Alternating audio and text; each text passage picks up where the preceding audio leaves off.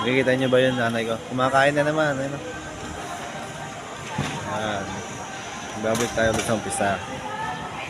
Yan. Titinda namin. Yan. Ang ganda niya, no? Yan. Yan. Yan, guys. Ang ganda niya, no? Sa dulong-dulo. Yan, guys. Medyo ano lang. Yan.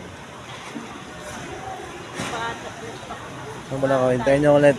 Baka sakaling ilalagay ko dito yung number account ko. At baka sakaling mapunta ako sa inyo. Mag-iwan tayo ng bakas. Text nyo lang ako. Tawagan. Mga idol. Yan. Ano nyo? Sa inyo ako mag-iwan ng bakas. Yan. Batang Altaps.